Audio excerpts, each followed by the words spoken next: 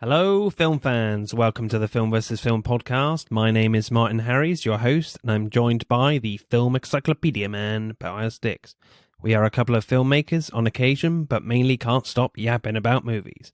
On this podcast, every episode we pick a topic from a film that's coming out at the cinema or on VOD. Myself and Boaz pick our favourite film from that topic, and we battle it out to decide which film will become the greatest film of all time, according to two film geeks from Wiltshire, England. If you enjoy this podcast, please leave us a review and subscribe.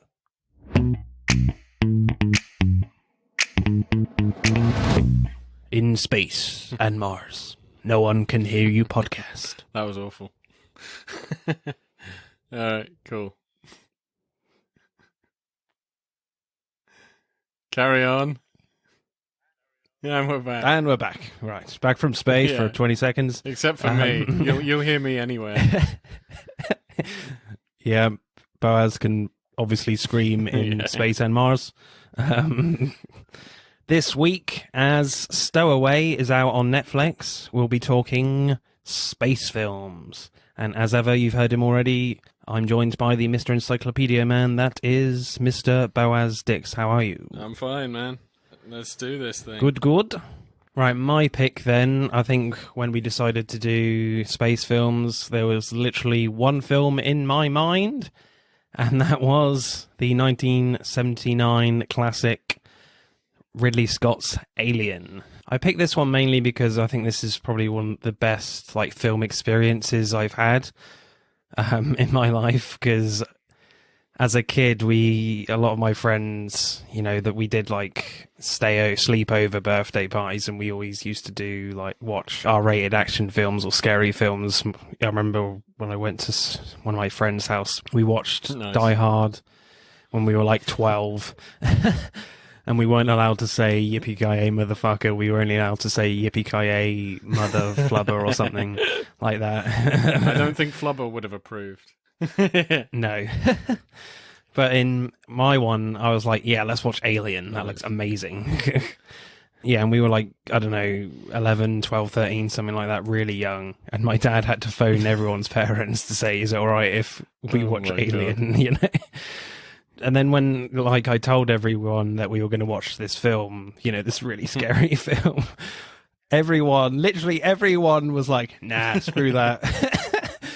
Apart from one friend who stayed with me downstairs to watch Alien, but everyone else went into my bedroom, and I had one of those old TVs with a VCR player in the TV, and they decided to watch The Emperor's New Groove instead. Well, that's amazing. So, but yeah, it was such a great experience because I didn't know who Ridley Scott was. I didn't know anything about the film. Didn't see any trailers. I didn't know what an exomorph was. I didn't know who Sigourney Weaver was. I didn't know who any of the actors was, and it was just an incredible ride, really. So it really sticks with me, that first viewing. Have you had an experience? I was going to say, or? I have with a film that I probably could have picked here. I should have picked this one because you've actually reminded me. There was so I didn't watch. I've never watched Alien or most of the Alien films. I do, obviously. Yeah, shame. I'll strip naked. You just whip me down the streets. Shame. So yeah, no, I never watched that. But there was this one film, Event Horizon. Have you ever watched that? Yeah. So that's the closest I have to that kind of experience. No, that kind of scared the hell out of me. I think it was I think it was the only horror. I think it was the first horror film I watched on my own. And I was fairly young. I think I was just I don't know. I was Home Alone. I think just going through old VHS tapes, of films I haven't watched. I was like, oh, okay, this looks like I don't know, maybe it's an action film. I don't know. So I started watching that, and that scared the hell out of me because I was like Sam Neill, from Jurassic Park. He's going to be the good guy, and that was pretty horrific. Yeah. Nope. Yeah. So I think that was nobody talks about Event Horizon. Loads of people. It hasn't had a sequel. No. I should have maybe picked that because that would have been an interesting thing. That's kind of a cult classic now. Yeah, it didn't do very well. Yeah. I never heard of it at the time. Yeah, that scared the hell out of me. I would like to do a review of that at some point. Yeah, so Alien, what happens in Alien? So the crew of the Nostromo are woken up from their like hypersleep by the artificial intelligence computer called Mother, and they think they've arrived back from Earth because the Nostromo is kind of like this big like tug ship kind of thing carrying like raw materials, ores and things. But no, they find a signal of like organic life could be on a particular planet, and then they go down. The three of them, Kane, Lambert, and Dallas, go down onto this planet, and they find this alien ship. And Kane like finds these fields of eggs, and Kane gets a facehugger on his face. That's where they tend to go. They bring him back. It'd be more embarrassing if it went onto his crotch. Then an alien pops out of his chest, and it basically turns into a horror survival slasher film from there on. So what did you make of this then? Like, first reactions if you've not seen this before, Boaz? Well, I mean, because it's such a cult classic and because it's so referenced, I know about the chest buster scene. I think it's one of the few scenes I 100% know. I know it's going to happen. And I know what face huggers are. Yeah. So that kind of spoils it. But the build-up to it is pretty amazing. Like, it does take its time with, like, easing you into how creepy it is. Yeah, man, it just keeps going. It's I quite like that, actually. I quite like that. Because I knew the scene was coming, I didn't know exactly when it was coming. Oh, what was it? The facehugger itself, when they're trying to get it off, and anything they try, and it just, like, tightens, so they're... I thought that was cool. Like the tail tightens around Kane's Kane's neck. That was cool. And they decide to like cut off one of its limbs, and acid goes straight through the ship. Like, and I like that scene of like, go to the below, go to the deck below, and it's slipping through that. Go to the next one, Try and make sure it doesn't, do permanent damage to the ship. I thought that was pretty nice. I love that scene when like Dallas takes Brett's pen, and he just like, I don't know, fiddles with the acid or whatever with his pen, and like and he gives it back to Brett, and he's like, you can have your pen back now. And Brett's like, I don't want it now, it's not going to work. Yeah, that was pretty good. Yeah, I do like Harry Dean Stanton in this film. Right, let's go straight on to directing then, as always. I think what I find actually the greatest aspect of this film actually is the production design. And like the design of the alien itself, it's just really incredible by Michael Seymour. The level of detail that's gone into the Nostromo is amazing. Like every frame, there's something that looks functional, practical, and lived in. The design of the alien ship is incredible too by H.R. Giger. This kind of black organic material that's all like shiny and wet, it seems. Yeah, I do find it is a very interesting look at the ship, the design of the ship, the interior, because essentially the first time you really get to see the ship is like the white, of their sleeping pods, and that looks like really futuristic, and it's kind of the stuff you expect. But the rest of the ship, as you said, is just very practical. It's not there to look pretty. It's all there to just fulfill a function. And it looks actually kind of, I don't know, it kind of helps it. It's like, it's a character of its own. It's kind of, do you know what I mean? Like strange and sort of eerie. It makes it kind of more eerie. You see like exposed wires and pipes, and it's just it's there to just fulfill a function. None of this stuff is hidden or whatever, and it makes it great because the creature, like this place is all black. It's dirty. It's dank. There's quite a lot of stuff just around. Just how the creature can kind of sort of, because he can't shapeshift or like disappear, but the design of the creature is he looks horrible, black, sleek. He kind of just blends into the background. You can just totally believe how he could just disappear into this mess of a ship. Yeah, obviously designed by H.R. Giger. It took a lot of convincing from Ridley Scott, to use Giger's work to the producers, because his initial designs were very like sexualized. What, the xenomorph in a bikini or something? No, well, he's basically got a penis head. So. Okay. What was the facehugger more vaginal in the original? Because it is pretty damn vaginal. Probably, I don't know. Because obviously his designs before the film started were very sexualized, and if you notice, as they walk into the ship, it's basically the shape of a vagina. Yeah, so they toned a lot of that stuff down, you know. When they're like exploring the alien ship, I do like the little push-ins they do on the engineer. Obviously, the guy in the chair is called an engineer from Prometheus.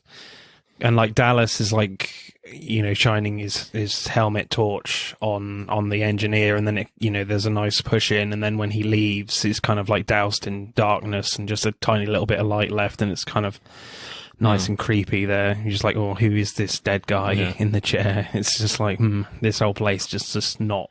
Yeah, good it's a at huge all. mystery. Yeah, please leave immediately. Actually, like I think it's more effective if you kind of separate it with the extended mythology that they've made, I suppose, and you just take it as this thing is enormous, this elephant-like monster or whatever, alien, and it's been dead for a while, and probably what killed it is on this ship. You know what I mean? It's like, oh, we really shouldn't be here. You know, like an advanced alien creature died trying to, you know. The facehugger jumping out of the egg onto Kane. I thought that made me jump. Yeah, that was pretty cool. I did think, how is it going to get into his helmet? When they got him, and it's like it's basically cracked his helmet. I thought that was amazing. Like, take it off, and it's just covered his face. I do also like how Ripley is not stupid. She's like, she is the most intelligent character, because even it's like, they've got him, the captain, and, this guy's the facehugger, and I'm like, oh, they're obviously going to let him in. But then Ripley was like, no, protocol. He could be infected with something. No, you guys are staying put. You're not coming in the rest of the ship. And you're like, yeah, you're really clever. If everybody listened to you, they would have survived, This whole thing wouldn't have worked.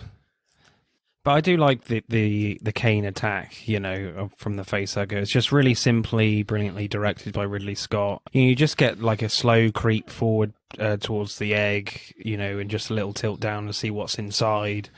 And then just a few like really quick cuts of the facehugger coming out. It's just really effective there. I don't think you need to do anything terribly clever there to make that really effective. It's really interesting, actually, how the egg was made. Like on the inside, that it was made of like cattle hearts and stomachs, and like the cord is made of sheep's intestines. Yeah, but they got all that stuff from a local butcher, apparently. But that was a good day for him. Yeah, and if you notice, when there's a few close-ups on the egg, did you notice there's like a few bubbling bits on the egg before it opens? As if it's like dripping upwards. They basically stuck an egg up. Well, they hung it from the ceiling so they could get the dripping egg effect, which is quite cool. They spun the camera around, had it upside down to get that effect. I thought that was really, really interesting, actually. You barely even notice that detail, but the fact that they go to those sort of lengths to capture such a small detail is amazing. And the chestburster scene is, so iconic now. And I mean, it didn't scare me that much, certainly on the rewatch, because it's so iconic. But I seem to remember it did freak me out quite a lot at the time, And obviously there's a famous story that, the cast didn't really know what was going to happen when Kane was on the table. That's not entirely true. Apparently the Tom Selleck, who plays Dallas, did know what was going to happen. Because he was like in script meetings before, so he wanted to learn like the filmmaking process, so he did know. And apparently but everyone else didn't know, but they kind of knew something dramatic was going to happen, because there was like glass screens put up and all the crew were wearing raincoats. It was like, so it's going to happen. Cool. But it's interesting the way it was done as well, because like from the shoulders down, that's when Kane is on the table, he's all fake. Like there are loads of people under the table like operating his legs and the bottom half of his torso, as some guy just pushes the alien through and lets off all the blood. The rest of John Hurt is under the table, obviously, and he's just acting with his arms and head. So I thought that was really, really clever. I think you can, if you watch really closely, you can kind of see the joins a little bit from where John Hurt ends and where the fake body starts, But That's only if you're being like ridiculously picky. Yeah, no, I didn't notice too much. I would say the only like prosthetic I really noticed, which is kind of distracting, it was kind of a shame, but it's of the time, I suppose, was Ash, when they reactivate his head. Like, you can tell, like, it's a different head. Oh, yeah. Yeah. You can a little bit. I mean, the prosthetic head doesn't look exactly like him, and then, it switches to him alive. That's only if you're looking quite closely, but as a teenage, like a 12-year-old, you're like, it's still fucking scary. I think Ash he's definitely a hell of a creepy character. I really liked him because obviously he knows what's going on. In fact, he's caused all this to happen. He knows what would happen. Yeah. He's there to actually collect the specimen. And he's a robot, It's a hell of a twist. Any other directional scenes you like? So when I was talking about Ash, I like when he like attacked, Ripley, where she's worked out that the company that they work for actually knew about this creature, and that the crew are expendable. It only matters to like take the creature, and that Ash knew this. This was like his directive. It's kind of weird because I like where he throws her on the bed. He's knocked her out. He beats the crap out of her and then throws her on the bed. It's just great physical acting. He looks quite conflicted, like, about killing her. You could tell he's, like, on his face. It's like, Yeah. And also all these pictures, I'm not exactly sure whose bed it is, but I'm starting to kind of wager it might be his. Because there's, like, a load of brunettes, like naked brunettes. In my mind, I'm thinking, maybe he has a kind of thing for her, even though it's, like, proven that he's a robot or something. Yeah.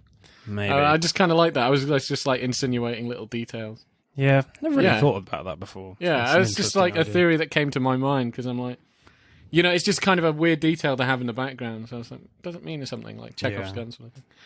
And then the struggle of him trying to kill her with like a newspaper, John Wick style.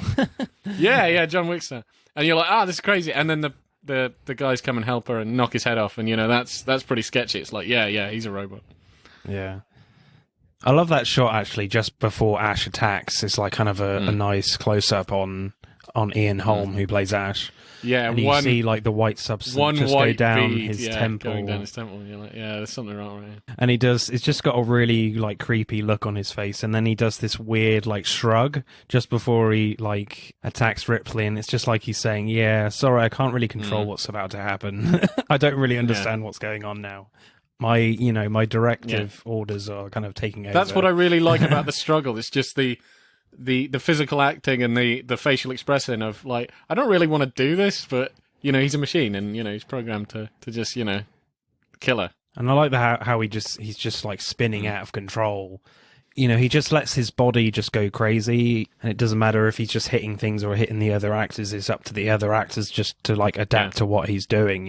It's a really great performance by Ian Holm. I would say, like, camera-wise as well, like, a lot of close-ups. A lot of, like, face-on close-ups. To me, I think that kind of, like, it helps with the sort of claustrophobic feel of the film.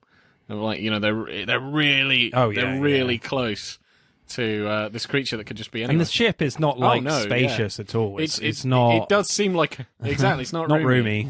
Very claustrophobic feeling of the set, and then made even worse by the constant uses of getting up into people's grills, where you're like, oh, it's a bit uncomfortable. Yeah, and I think the moment where the production design and the sound and the lighting all come together is fairly near the end when Ripley is on her own. And she's got like Jones, and she goes around the corridor, and like there's just strobe lighting and the alarms going off, just everything being thrown at the screen. And she goes around the corner, and she just gets a glimpse of the alien. And when you get that cut to the alien, just really briefly, the music kicks in slightly, and then like the cutting of the alien just coming round the corner, and then you get that added suspense with all the cutting and the camera work, as well as like the atmosphere of the production design. It just creates incredible tension in that moment. It's just quite remarkable that. Yeah, I mean, every time I watch that, I just get incredibly tense. I'm like, oh my God, I've seen this a million times, but it's still freaking me out. It's like kept going to her, and the desperation in her face is like, please die, for God's sake. And also, one thing that kind of does bother me a little bit is they don't give Kane much dignity when he dies. They just like fling him out of space, like You know, not like nice and slow, you know. It's just like spinning out of control as he gets flown into space. I was like, all right, bloody hell. He's your first officer. He just go, toing. Anyway. Yeah. He should have been careful. That's what he gets. I do like the last scene as well, where Ripley is in the shuttle after the Nostromo blows up and discovers the alien, like, is stowed away, basically taking a nap in the wall. That's how I see it. You know, that scene the first time really scared the shit out of me. You know, I remember feeling ridiculously tense as, like, the alien slowly coming out of the wall is incredibly well directed. And then in the rewatch, it's interesting because, you know, there's a wide shot of Ripley going towards that wall and, like, doing something, I'm not sure what, but you can see the alien head, like, in the wall in the wide shot. And then when you get, like, closer to the, you know, in the close-up shot, you can see the head still, and you're just, like, waiting for the head to move. You know, when's it going to happen? When's it going to happen? But it's not the head. I completely forgot. It's he brings his hand out first. And I was like, shit. And then Chris next to me, my brother, was like, what the hell are you doing? I was like, sorry, I forgot. This film just keeps freaking me out. Yeah. Yeah, I think I shouted, fuck me, you know. And Chris was just like, what are you doing? Yeah, I don't think the xenomorph would be a gentle lover, so don't shout fuck me to it. No. No. There's so much, like, tension of, like, you know, trying to get to the pod, blow up the ship. You know, she's got very limited time. Boom. Explodes out of the woods. And then I think it's an interesting time to stop, like, the creepy music. She's stripped down. She's beautiful, you know. She's got her white undergarment. It seems to be more space in this little tube, you know, this little thing. Sure. And, you know, you've got, like, some mid shots and wide shots. And I think that's the perfect place of, oh, yeah, no shit, the alien's still alive, because it completely gets you completely at ease. This is, like, the opposite of the rest of the film. The rest of the film was all really close, really intense, not much room, freaky music all the time. And then it's like, you know, oh, it's fine. Oh, no shit, there's an alien. I think that makes the ending very, very effective, you know. But Ripley is basically just provoking it, though, with the airburst. I'm like, he's just trying to take a nap, really. I'm just like, if you get to the next ship, you just let him out. The next ship? She's got weeks. She's got weeks. Whatever. She even says, I've got 6 weeks till I get to the next ship. She's going to chill for 6 weeks? Yeah, but the alien's just taking a nap. He's just eating, like, I don't know, 6 other people. He needs to let those people digest. Well, you know, he ain't gonna harm her. Good God. So when it tries to wake up, does she sing it a lullaby, try and get it back to sleep? Get him some crisps. No, here you go. That's ridiculous. But, do you know what I mean? He wasn't doing anything. Yeah. Just trying to sleep. Leave him alone. Kill a thing while it's trying to sleep. Yeah. So have you got a favourite shot or a favourite scene? Favourite death scene? I would say actually kind of maybe my favourite death scene is like the old guy looking for the cat. Yeah, Brett. Oh, Brett, yeah. Played by Harry Dean Stanton, yeah. That's my favourite as well, yeah. Just really well set up. You know, he let the cat go. It's like, oh, it's just a cat. Well, you got to go and collect it because it's like in the way. And then it's just so tense when he gets to the cat. And then the cat's still freaking out. And he's like, come on, there's nothing wrong. And he doesn't see it, but the fucking thing drops down behind him. And the cat's like, yeah. It's just so good. Just the build up to that was so good. Yeah, that's my kind of favourite scene as well, because it very much takes its time, you know, as Brett just wanders into this, I guess you would call it like some sort of hangar bay, you know, and he's letting the water, like, drop on his face, and, you know, you get the good fake out of Jones, like, running out, which is a kind of a little good scare there. You think, oh, it's fine now. But yeah, it just takes its time, a lot of wide shots, and then, as you said, you know, the alien drops down and there's an incredible shot, an incredible camera shot where the camera tracks the alien's head coming up to stand upright just before, you know, the double mouth or whatever, like, kills him. I really love that shot, really. And apparently they used shredded condoms to as the tendons in the jaw. Hopefully not used ones. It's even more sexualized in this film, you know. That's pretty nasty. You know, and all the smoke and all the drooling and that, it's just really effective. So, score, Boaz, what are you going for? Yeah. I think I'll go pretty high. I'm going to go 9. Certainly, this is, in my opinion, a masterpiece in horror science fiction directing. You know, not too complicated, not too simple directing, and the production design is incredible to just create this incredible tense atmosphere on this ship. And the production design does literally more than 50% of all the suspense and tension. Not just the camera work, you know, and obviously the alien is scary as fuck, the exomorph. And it's interesting what Ridley Scott was saying about this film. He very much didn't want to have wide shots on the alien because he basically didn't want to show like a guy in a rubber suit. You don't really get a big wide shot of the whole thing and see what the whole thing looks like in its entirety. So I think that was a really clever decision. It just makes the creature that more scary. So I'm going to go like 9.3, I think. So screenplay then, what did you think about the screenplay? I mean, like, the story of the film is good, and everything we've just mentioned about the directing is good, and the pacing is good, and everything like that is good. You know, and I do like that Ripley is quite an intelligent lead. She's very smart, always making the right calls. And I do like the, again, like the little twist, major twist, actually, that, you know, Ash is really behind this, and he's like a secret, you know, mole for the company, and they knew this was going to happen. This wasn't like a chance encounter. That was great. And I like, actually, at the beginning, where they're all just, like, joking around. Yeah, you get a real sense of these guys have been together for a really long time. I think one of my favourite lines is actually when they're joking around, and Brett is, every time, who's the black guy? Every time he says something, he's always like, that's right. And he's like, you always say, that's right, whenever he says something. He's like, that's right. Yeah. Right. No, he just says right, you know. From Harry Dean I quite Stanton. like that. I thought it was... Sadly passed away a few years ago. I've seen him in lots of stuff. He's like in the background. Yeah, he's brilliant. I like that. I wish there was kind of maybe more of that. What, more humour? I don't know, just more like camaraderie, I suppose. I think there was enough, to be honest. I think, you know, when the alien certainly arrives in full form from the chestburster scene, they're basically all freaking out because these are not soldiers. These are just like commercial, like, you know, workers, you know. So they're all just trying to keep their shit together in their own way. Just want to get the fuck out of here as quickly as possible. You know, Lambert's just really scared shitless and just doesn't know what to do. Parker is just really angry. He just wants to kill it immediately as possible. And you have Ripley, who's very much trying to keep everyone in control after, like, Ash dies, as well as trying to keep her emotions in check.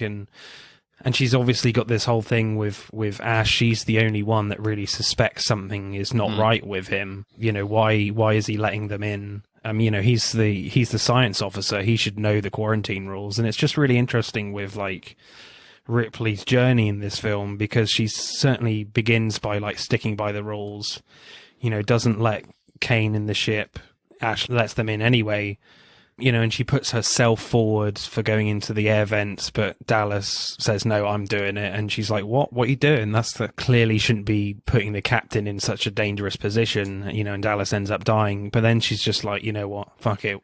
We just need to do whatever we need to do to kill this alien, you know, when she just decides to blow up the ship, which is completely not, you know, along with the rules at all, which is certainly what is the starting point for the follow-up film Aliens. Okay, so maybe I would just say, maybe what I'm trying to get at is, like, there are a few, but not as many, like, memorable lines. You know, when you're saying, like, oh, what's your favourite line? I'll have very few to pick from. Like, a lot of it is very matter-of-fact. Yeah. There's shit going on, and let's talk about the shit that's going on. But they're not, like, standout lines. I can't think of anything, like, really funny or like really badass that anybody says. She does say, you know, I got you, you son of a bitch, you know. So I think that was quite cool, to be fair. And they come back to that in Aliens, you know. Get away from her, you bitch. You know, when she's in the loader. I reckon actually that's probably a better line. I've seen a clip of that. I thought that was in this film and I was wrong. I think that was a better kind of badass line than anything in this film. It's not a major complaint. No. I'm just saying, like, this isn't like an epic quotable film, in my opinion. It's cool. It's really awesome. But, you know, when we talk about, like, I don't know, The Martian later. Tarantino. Yeah. Well, like we'll talk about The Martian. So many good lines in The Martian. That film is very quotable. Yeah. But I mean, there is some interesting lines in this film still. I think when they re-plug in Ash, when they've knocked his head off and they've turned him on again effectively, and he says, "Perfect organism. Its structural perfection is matched only by its hostility." And then Lambert just says, "You admire it." And then Ash says, "I admire its purity, a survivor, unclouded by conscience, remorse, or delusions of morality." And then he says, "I can't lie to you about your chances, but you have my sympathies." And it's just a really creepy, line there from Ash, and just ramps up the fear factor and dread about their situation that they're all in. Basically a fancy way of saying you're all going to die. Leave it to a robot to be so indirect. Pretty much. But yeah, no, that was a good speech, yeah. Yeah, when we talk about favourite lines, probably that whole chunk is going to be it. But I would think that's the only one that really sticks out to me. Not like the last monologue that Ripley does right at the end. I would say that's fairly iconic. Where she says, at the end, "This is Ripley, the last survivor of the Nostromo, signing off." Yeah. Yeah, it's all right. That's actually the last bit in the outro I do on this podcast. Signing off. Yeah. Anyway. But yeah, I'll read the whole thing out. It's quite cool for me, Final report of the Starship Nostromo. Third officer reporting. The other members of the crew, Kane, Lambert, Parker, Brett, Ash, and Captain Dallas, are dead. Cargo and ship destroyed. I should reach the frontier in 6 weeks. With a little luck, the network will pick me up. This is Ripley, last survivor of the Nostromo, signing off. And then a lot of people assume that's actually the last line, but it's not. The last line is, "Come on, cat." That was an ad-lib by, Sigourney Weaver. That wasn't in the script at all. She just says, "Come on, cat," because she's cradling the cat at the end, which I thought was really sweet. But people assume it's, Ripley signing off. But it's not. You've heard it here first, ladies and gentlemen. Set the record straight. Put that in your pub quiz. But actually, my favourite line is actually from Yaphet Kotto, who sadly passed away like a month ago, I think, who plays Parker, and he says, after he kills Ash, basically destroys him, and he says, "It's a robot. Ash is a goddamn robot." All right, that's probably my favourite. I think maybe what's yours? Ash's speech about, "You have my sympathies." I think that's probably my favourite line. But yeah, I'm not going to lie to you. Yeah, most of it, I don't know. It just seemed, it's lines that you expect a character to say, I suppose. So I don't know. Nothing else other than that really sticks out to me, to be honest with you. I think maybe this could be to do with the fact that there's not actually that much dialogue in it. Really? No, which for me is a good thing. Yeah, compared to most films like this. And I do agree, and I think it's good for this film. I don't think it makes it, as I said, there aren't so many lines that there are a huge subsection to quote from as your favourite lines, like in many of the films we've talked about. But there are that makes up for it in just amazing shots and tension, which, you obviously don't need dialogue to fill in that. It's a very visual film. So what score are you going with? Script, I'll probably go 7.8. I get your point with the fact that there's not a lot of zingers of lines in this, but I think this, as you said, this film is very much going for a very simplistic script and, rounded, realistic character reactions and motivations. It's definitely, it's a script for film. Yeah. This is it kind of utilizing the visual medium of its genre, so it's not a massively talky film. But there are some complexities in here with the Ripley's own journey and her relationship to Ash and the conspiracy thing in there, and as well as the whole thing being incredibly simple. Really, it's just like a survival horror. So I'm going to go 8.4. Right, acting. I like the scene with Ash and Ripley where Ripley interrupts Ash studying the facehugger, and he just looks really irritated from the moment Ripley arrives, and he only gives her just as little information as possible, and you certainly get the sense that in this moment there's something not right about Ash. He's definitely hiding something, and I quite like that little performance by Ian Holm there. And if you notice, at the end of that scene, Ash drinks a white substance like milk or something. No, I didn't know. If you notice that, you know. Yeah. I also kind of like the subtleties of, like, whenever they're discussing about destroying it, he doesn't really kind of face them. He's like, there's one where they talk about it and he's kind of got his arms crossed and he's sort of looking away. It's like, he doesn't really feel comfortable with the discussion about destroying it, because that's not what he's here to do. He's always got this uneasy, like, calmness about his persona that Ian Holm gives Ash, you know. He's never, like, really emotional like a robot would be, but he's just way too calm and it feels comfortable. It's like where stuff is going off the deep end, and you think everybody's freaking out except him. To him, it's like, oh, it's all going to plan now.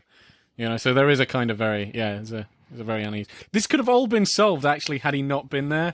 When the thing bursts out of... I'm just saying, when the thing bursts out of... Even if they went to the planet, of John Hurt's chest, the other guy, is it Parker? He's going to stab it. He's going to stab it in its little face when it's, tiny. And then Ash stops him. He's like, no! And that's the only time he kind of loses control. It's like, no, stop. And it goes off. You think, you son of a bitch. If you just ignored him, just stab it in its little face. Film over. And I like the scene where Ripley is talking to Mother, and the more she reads about, like, what's going on, about the special order, the more, like, her emotion starts to unravel, about the science division has this special order to correct the alien specimen and the crew are expendable. And then when she reads that, she just, like, leans back in shock, and then it's revealed Ash is, like, right next to her. Because there's a logical explanation for all this. You're like, get the... Yeah, he says there's an explanation for this, just, like, ridiculously calm. And then Ripley just, like, freaks out and attacks her. And then Ian Holm, again, just has this weird calmness about him. Just a really strange look on his face. It's like he doesn't really know what just happened, or just doesn't know how to react. It's just a really... I guess the direction with that would just be like, you don't know what's going on. This is just not computing. You're just like, Ripley is just attacking you, and you're just like, what the hell is she doing? I've just said there's an explanation for this. He's probably just about to explain, and then you're just like, what? Why am I being attacked? This is ridiculous. I think maybe it wasn't in his thing that they would ever find out. And it's like, then they find out, it's not in his program. So they find out, it's like, oh yeah, I can explain this. No, you cannot. There is no possible thing you can say that can explain this. It's like, oh, okay, I've been found out. What now? Yeah, I kind of went into this film when we're talking about acting. Like Sigourney Weaver, she's associated with this film. And I was kind of going to give it to her, because I was thinking, even going into this film, I know that she's very famous from this film. And she's really good in this film. And then the more I was watching it, I was really liking Ash. I was really liking his portrayal. I was like, wow, I didn't sort of know that there was another character that was just... he does a really good job with it. He does a really good job making him just very eerie and very, very strange, I was going to say, like, it's a shame he wasn't in it more, but I think that's a good thing. Yeah. Makes you, it's a good thing. It's like, you're like, wow, he definitely leaves an impact. It's a shame he didn't, like, come back as, like, I need to watch the rest of them, but... a very different performance to Lance Hendricks, who plays Bishop in Aliens. Just a very, very different performance. Because he's not a villain in that film at all. He's very much part of the crew. Yeah. So is your favourite performance Ian Holm as Ash? I think my favourite performance is Ian Holm as Ash, It's just this kind of unease that sort of builds through the film about his character, and then... You know how a lot of films have, like, the monster villain and, like, the more humanistic villain? That would be him, but he kind of dies like halfway through, but still he leaves quite an impact. My favourite performance is Ash as well, played by Ian Holm. I think he's brilliant. Followed closely by Sigourney Weaver, and as I said, my first proper watch of this at my birthday party was just an incredible experience. Just not knowing anything. Literally, I knew nothing about this film. And I just wish we as moviegoers can just watch more films like that, but I know it's quite impossible to do that. But with all the trailers and things that come with it these days, because they're just so hard to resist not to watch them. My dad always tells me, I was like, you shouldn't watch the trailers, just watch the film, Yeah, it's so difficult. It's too tempting. I can't do that. I think you'd need to keep me in, like, a room with no windows and doors, no... Yeah, basically in prison. Lock me up in prison for a couple months until the film comes out. I think the only thing I would say to add on for acting is just the great jazz hands moment from the Alien when Dallas dies. Jazz hands. That still scares me. Yeah, to be fair, that was a great scene as well. I also think like Dallas is a bit just. As soon as he kind of showed up, I knew he was the captain. Yeah. You kind of get what I mean? He doesn't even have to be introduced as the captain. You're like, yeah, this guy's the captain. It's the beard. I think it's the beard. I think he did that well.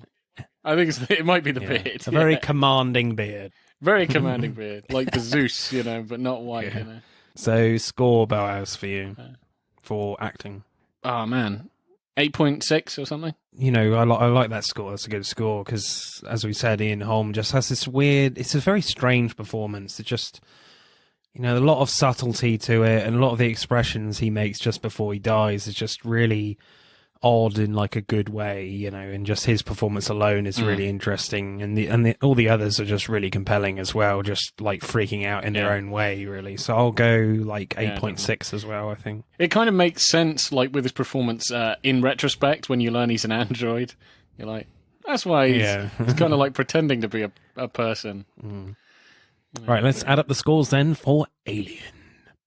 Alien gets 51.7. Oh my God, what? Martin, there's something behind you. There's something behind you. Shut up. I've made you look. Oh my God. Well, you know what my wardrobe's like. If you're a regular listener to this podcast, you'll know what I mean by that. But even though it is a joke. Dresses. No, what was it? Was it skinned? Yes. Skinned women? What were we? From skinned Silence of the Lambs, which is still top of our leaderboard, by the way. What is your film then, Mr. Encyclopedia Man? What did you pick for space films?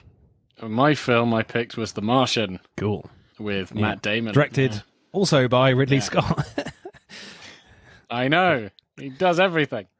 It's everywhere. Which is actually kind of strange because that was a complete accident. You were going to pick Interstellar. Why didn't you pick that one over this one then? So I never actually watched Interstellar before, so I'm kind of So it was one of those things. I wanted to pick it because I've heard about it a lot and I haven't watched it, and I was like, this would be great.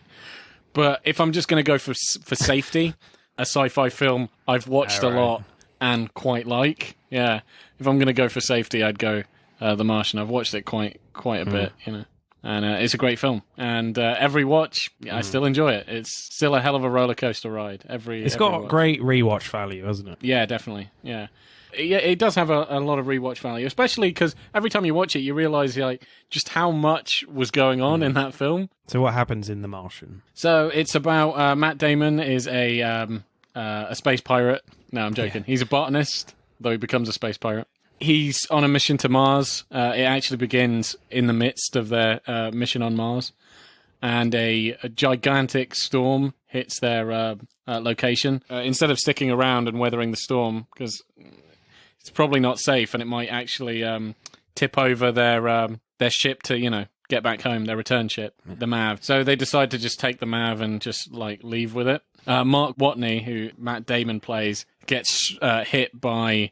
like a dish or some piece of metal, and they think he's been killed immediately, and so they leave. When they get back, it's like, Mark Watney was killed and what have you. But it turns out he was alive, and he's basically... It's a survival film of a guy on Mars, It's like the most out there, I mean, we were talking about Castaway. That guy got stuck on an island. This guy is on another planet on his own and has to survive. NASA finds out he's alive and tries to come up with an idea on how to save him while he's trying to survive everything that Mars has to throw at him. So directing then.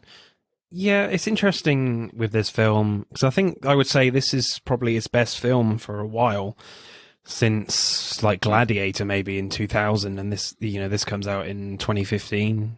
Kingdom of Heaven is really good, but the director's cut is way better than the theatrical. But yeah, other than that, I think this is his best film by far since Gladiator. It's really interesting with Ridley Scott, his philosophy with filmmaking, because with a lot of interviews he's given, He's the only director that I can think of that literally describes film directing as easy. It's easy to him, you know. He's so experienced. He's done so much, and he certainly talks about you know, his work doing before he got into filmmaking, you know, on features. He did tons and tons of like TV commercials and things that just got him really experienced in the whole filmmaking procedure. So, and I do feel like sometimes you do lose some of the flair a little bit with what Ridley Scott brings, because he just knows exactly what to do. It does feel like sometimes it's just a job for him, and he certainly has this philosophy now. When he reads a script, he doesn't really think about it too much. If he likes it, he'll do it. And certainly he got, you know, certainly very lucky with this one, where the script is quite exceptional, and it's just a case of, you know, the production design, like Alien, is incredible, and I'm not sure he does too much of incredible work with the camera to make this film great, but you know, all of his experience, I think, shows in this film of just how efficient the film looks. You know, trying to sell something like this, I wouldn't go so far to say it's fantastical, but like, it's meant to be in the present day, but this is like a mission we have never done before. We haven't gone to Mars, and a lot of the technology isn't quite there, but it feels real. It does feel like very something plausible. That could have literally happened. Yeah, it feels very plausible, especially when you get into, because we'll analyze the script, but when you get into a lot of the story beats of like the stuff that goes on Mars, it would have been very easy to, I don't know, make it seem corny or kind of weird, but everything feels believable. Everything feels quite real, and you're kind of very invested into it right to the end, you know. And a lot of things go wrong. There are a lot of hurdles he needs to go over. I do like that, and you know, and the characters feel genuine. They feel. And as you said before, like the crew seem like they've been together for a long time. The banter is like really cool. You know, I like the opening scene, as you said, with the storm. It basically looks like the same storm that was in Prometheus, but there you go. Ridley Scott is basically like, this is how you do a storm. Let's just do it the same way. It looks really cool. Let's do it. You know, I can copy and pretty paste. Much. But, you know, he uses a lot of shaky cam, and it's not too violent. You know, when Watney, played by Matt Damon, is taken out by the dish thingy, it's not too dramatic. You know, the focus is on the rest of the crew at this point, and how they handle the situation. And I kind of like the change in music when Jessica Chastain, who plays Commander Lewis, she's the last one to get back into the MAV, and you know, you've had this like pulsing tension music, and then it changes to like this emotional orchestra with strings. It's kind of like, you know, really good, and it hits home that the decision to leave Watney behind is really difficult for the crew and for Lewis. So I kind of like that opening emotional stance with the crew is interesting there. I like the choice of GoPro cameras. These are when you actually see the GoPro cameras in the film, they are real GoPro cameras that they actually used. I think they put about 30 to 40 GoPro cameras in the whole of the HAB. So, and they just, you know, picked and chose what footage they wanted to use with that. You know, and he uses the GoPros as like, you know, these video logs for Mark Watney to use. You know, one, it gives some like really nice visual interest with like all the data readings on the side, and it kind of expresses a lot of a story to the audience there, and it doesn't feel like out of place. It feels like something, you know, the astronauts would do anyway.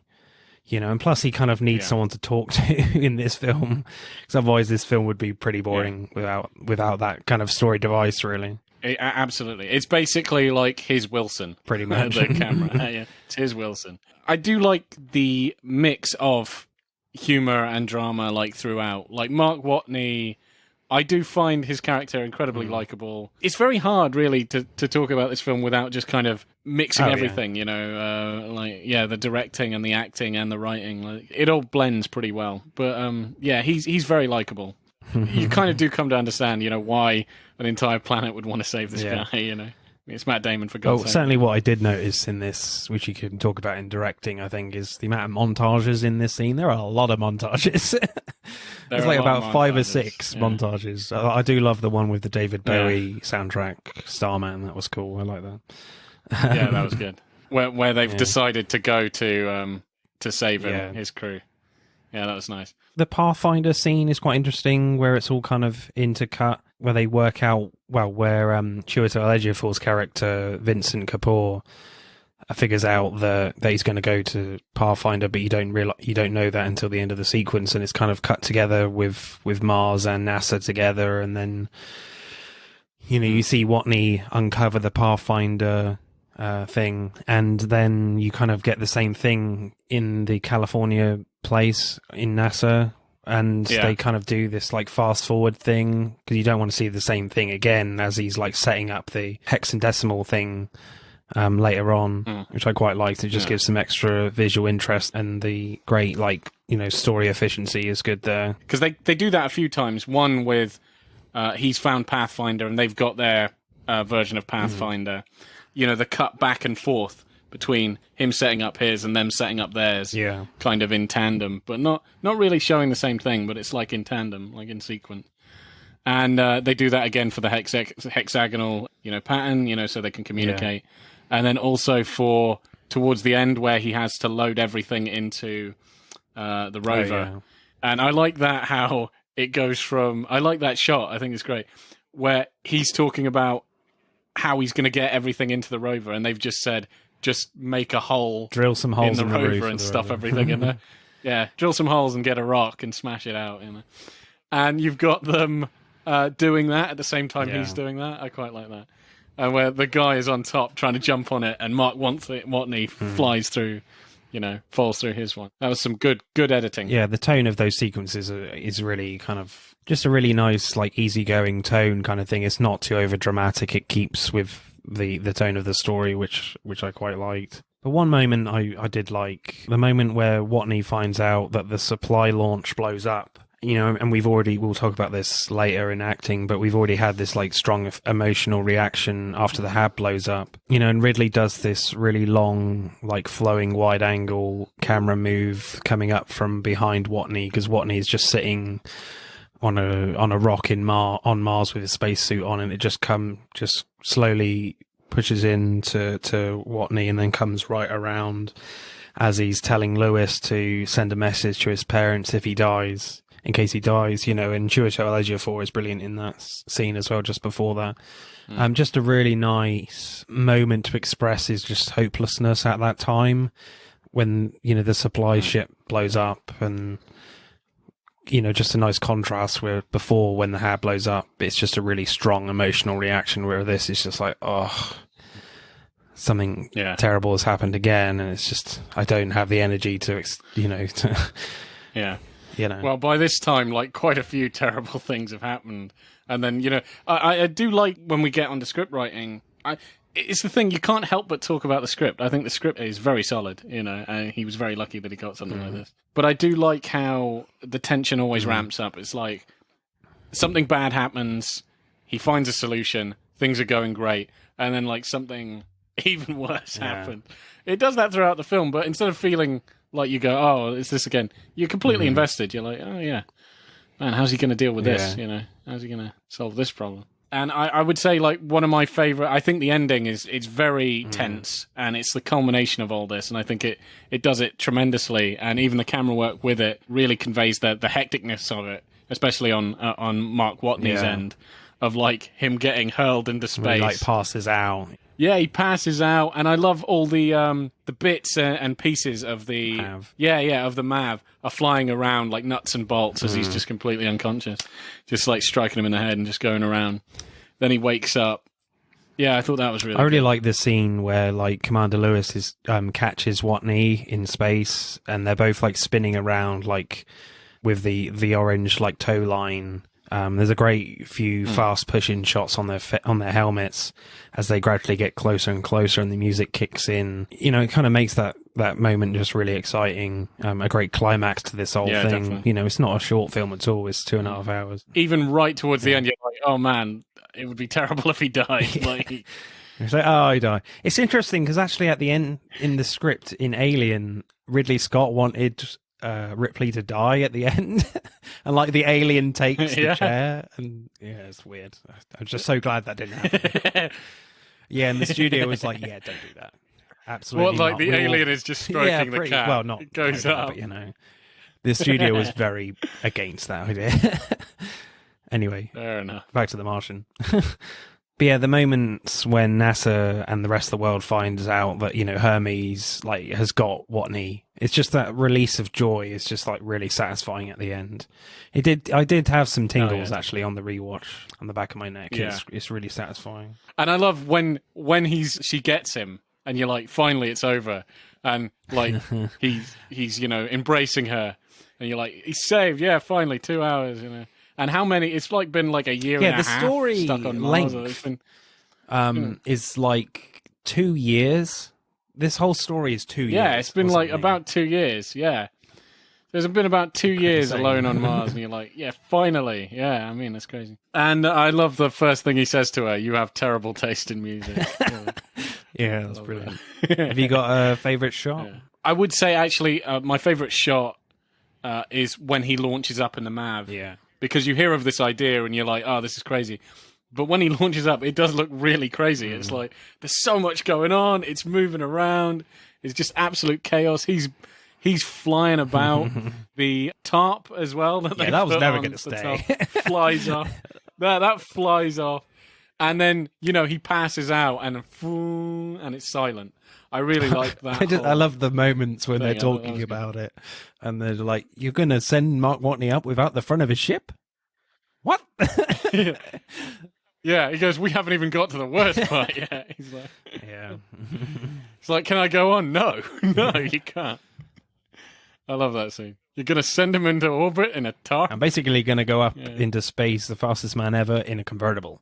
Something like that. Yeah. Because they built that up for a good 20 minutes or something, and it is a pretty crazy scene. It's so hectic. You're like, oh my god, he probably would die on the way up. But yeah, my favorite shot, I think, is actually the moments when the 7 months later jump, and Watney is traveling to the Hermes 4 launch site, and there's just some incredible like wide shots, just really stunning of Mars, of what, you know, they're using as Mars, you know, and stuff like that just deserves to be seen in the cinema. I think we did. Yeah. I did see it in the cinema, I think. It was amazing. Really beautiful.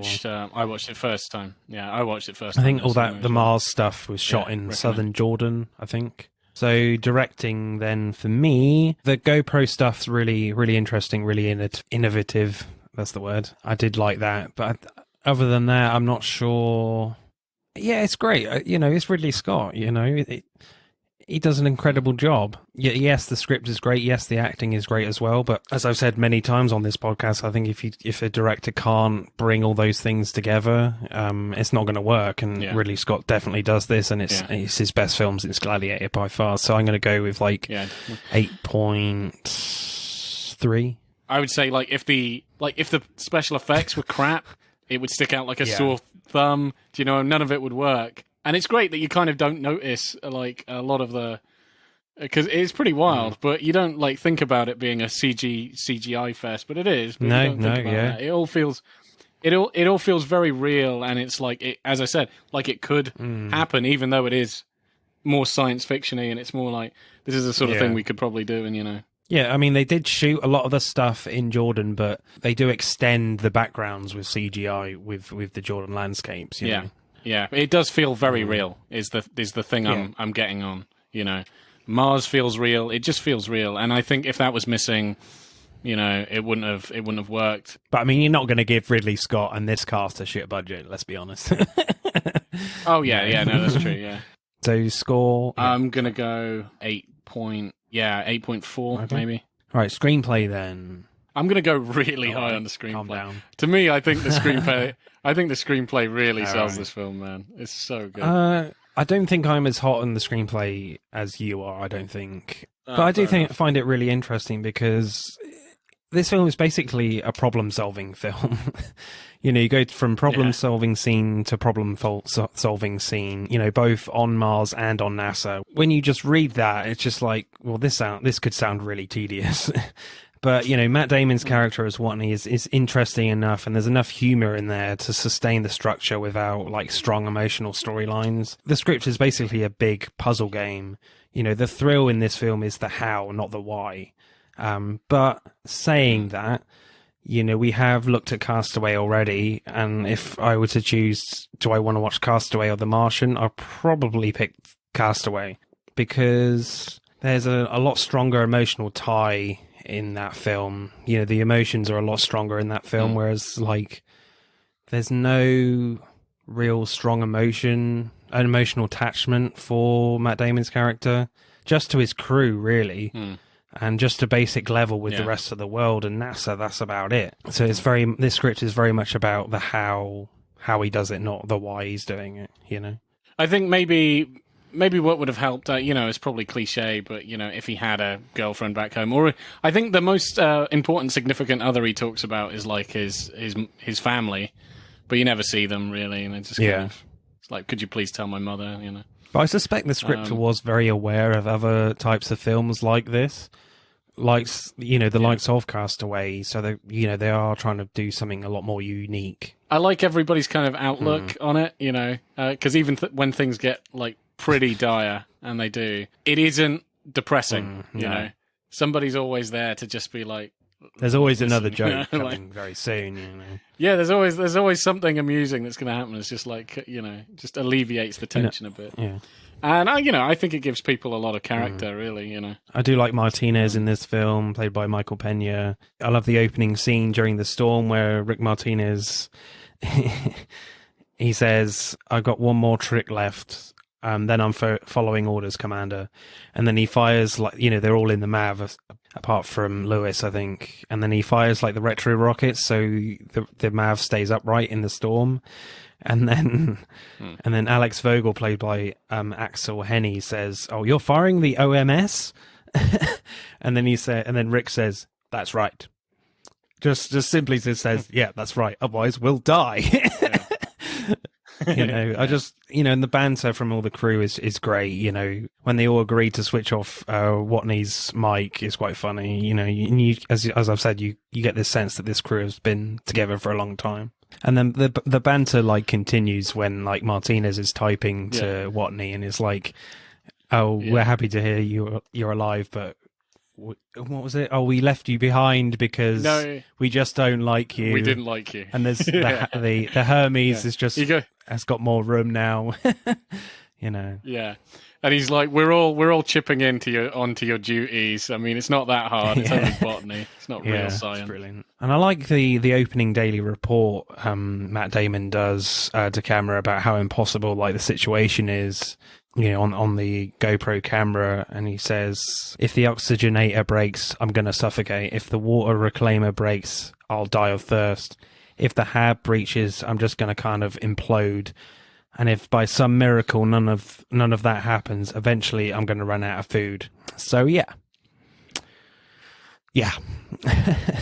And then a few scenes later, it's like, "Nah, I'm not going to die here." It just reinforces and explains beautifully in just a very simple scene of just how dire his situation is. Well, like, at the end where he's like giving a lecture to the class, it just kind of explains the rationale behind the whole film. Definitely. It's just, there are many times I thought I was going to die, so you can either be like, okay, this is it, or you can solve that problem, next problem comes on, solve that problem. Yeah, it's basically the whole script. Yeah, it is basically the script, yeah. Problem solving after problem solving. I don't know, I still quite like it. It's just because, I don't know, there's just always something going on. There's something going on, Something always moving the plot forward, And I kind of like the switch up at the end in the third act where the crew of the Hermes are doing all like the problem solving and not Watney. When they find out the Mav's altitude is too low, so they're going to have to like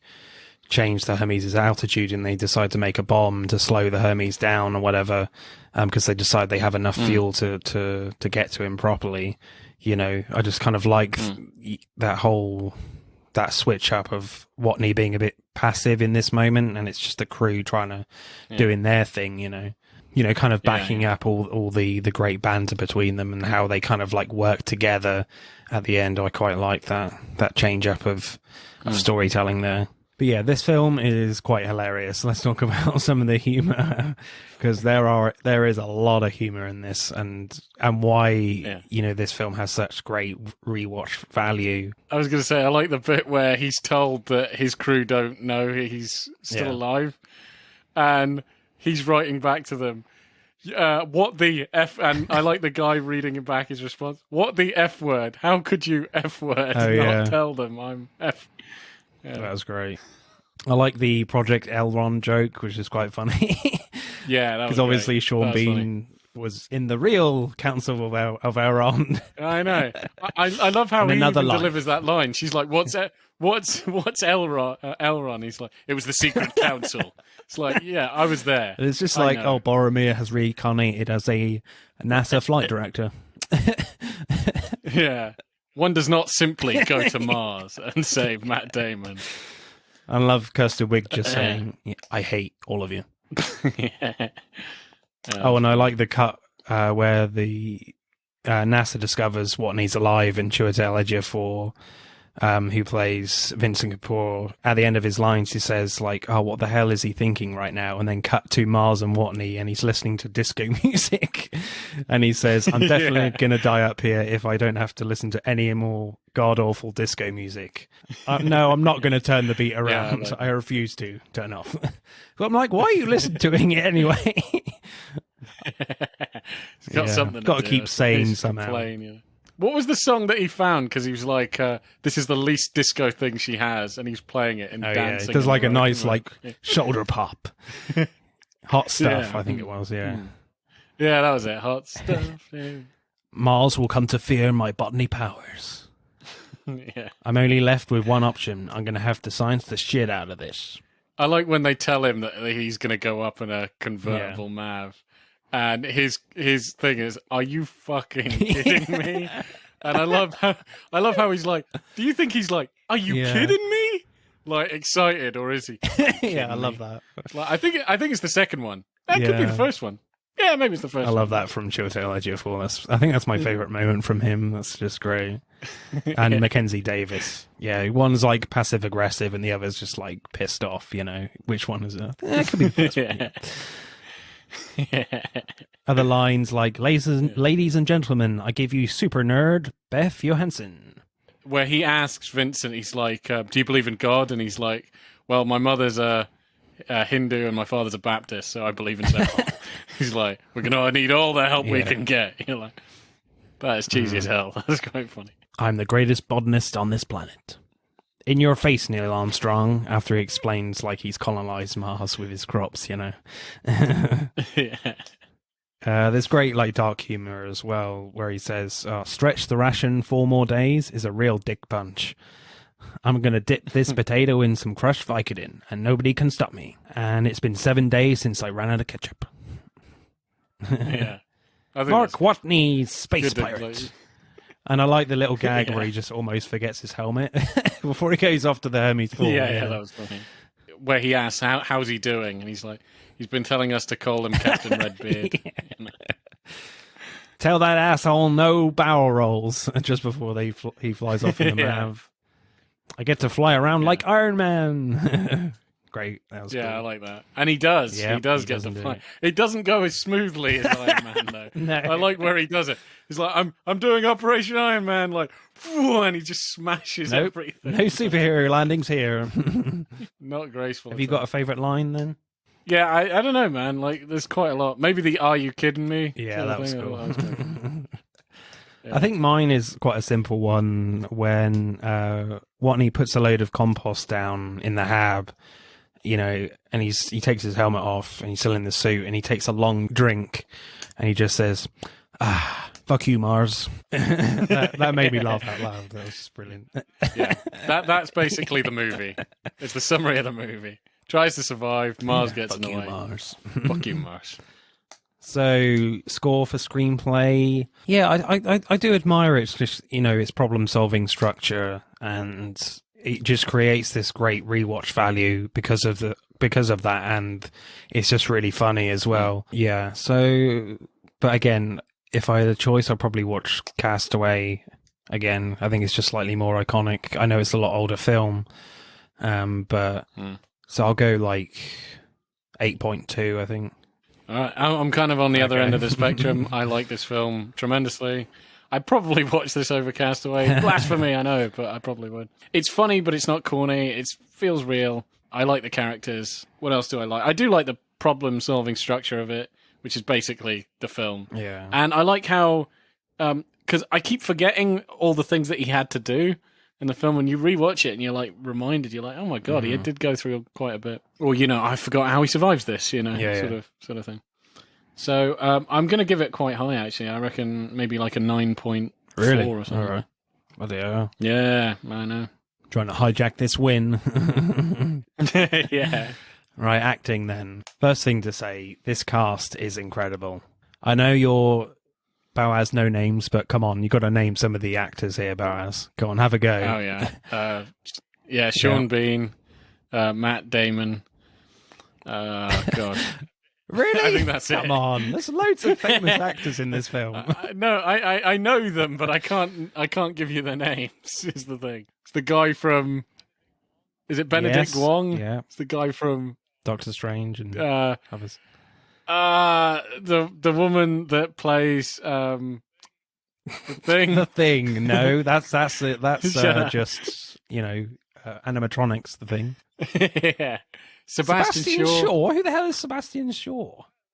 No. Is that the one? I think that's the guy that plays the Winter... Come on, I reckon. Isn't the guy that plays the Winter Soldier? No. Sebastian Shaw. Sebastian Stan. No? Oh, okay. Where did I get Shaw from? Anyway. Yeah. There's Jessica Chastain, Kirsten Wiig, who we did a few weeks ago on Bridesmaids. Who's the director of... Donald Glover. Kate Mara.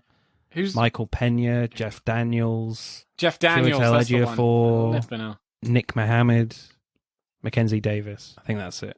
I love the opening scene where like Mark Watney wakes up, stranded on Mars, and he gets back to the Hab.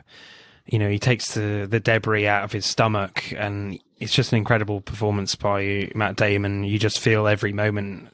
He just feels incredibly painful. And the pouting is incredible from Matt Damon there, incredible pouts of pain, I love that. That was quite good. He's a pout pro. Yeah, man, that guy can pout. We kind of mentioned this scene briefly, but I love the scene where Watney is in the rover and he can type messages to NASA now. And when he sees the messages first coming up, he does from NASA, he does get quite emotional on his face, which is really cool. Then when Vincent tells him that they haven't told the crew yet that Watney is still alive, he just can't believe it, and he's just really pissed off, and he starts swearing, and it's really an interesting directional choice where they take the camera outside of the rover, and you just see him swearing, inside the rover, and it's up to your imagination of how loud the swearing is, and probably just to keep a 12 rating as well. Yeah, he probably said that word quite a few times. It's certainly done more for laughs than real emotion. Yeah.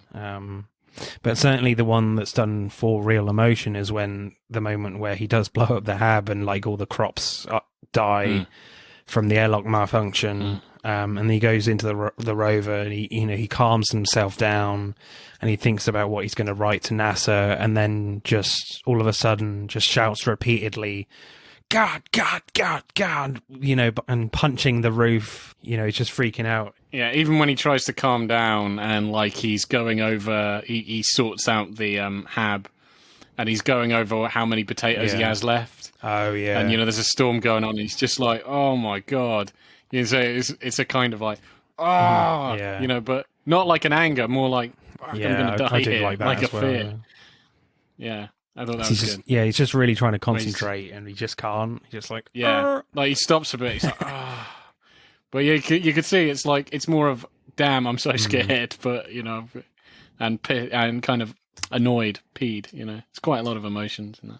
Yeah, just going back to the moment when he gets really angry in the Hab. Even if you don't have an accident like that to provoke an outpouring of emotion, you kind of still need a strong emotional scene. Like that, because it just makes the character more human. I think if you don't have a just a freak out scene, if you know what I mean, like that, without any accident, I think it just wouldn't feel right. You know, you would feel a lot less human, more like Ash as a robot, you know, even if there wasn't an accident. If they're not worried about their own survival or, you know, stuff like this, I think the audience wouldn't worry, you know. And obviously, Mark, even though there's bits where he does calm the hell down and he gets on with it, he does have moments where he's like, you know, I'm probably going to die, where you do feel it from him. It's like, yeah, he knows he's going to die. And you're like, oh shit, I hope he doesn't die. And he has to gather himself to just, right, calm, concentrate, science the shit out of this. Let's do this. Yeah. That's like the catchphrase of this film, isn't it? Science the shit out of this. Oh, also, you know, Vincent is tremendously good, yeah. Oh, what, Chiwetel Ejiofor? I'm going to do yeah, that's the one. I'm just going to butcher his name anytime I just think call of him what his name is. Chewie. Yeah, he's great. I love any kind of like scene of just his reactions. Yeah. Just his facial reactions are just amazing. Like, do you remember when the rocket exploded that was going to send him food? And he's like looking at the message from Watney. How did it go?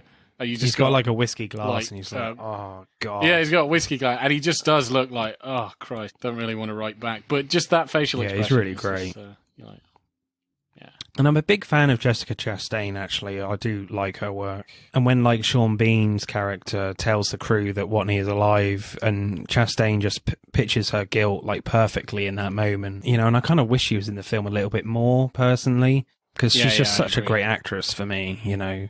He just pitches that moment brilliantly with the rest of the cast there. It's brilliant. Well, what's your favourite performance? Silly question. I'm probably going to have to say Matt Damon. I mean, who's your like 2 and 3 then? So I would say 2 is Chewie. Chiwetel Ejiofor. That's the one. It rolls off 2 would be Chewie. Yeah.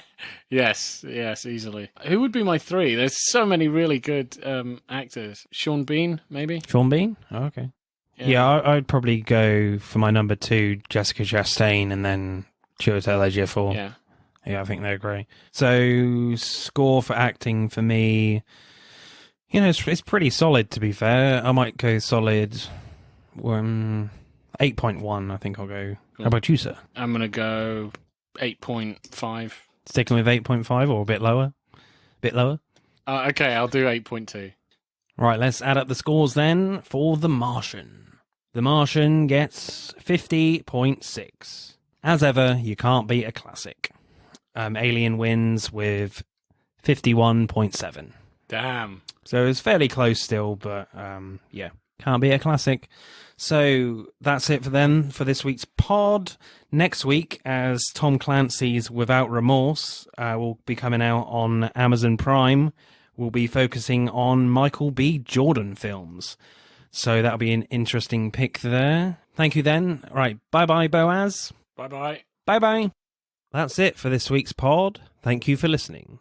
We hope you enjoyed it. If you would like to find out more about the podcast or suggest future topics for us to discuss related to upcoming releases, let us know on Instagram at Film vs. Film Podcast and on Twitter at FVF_podcast. Remember, please subscribe. Pod signing off.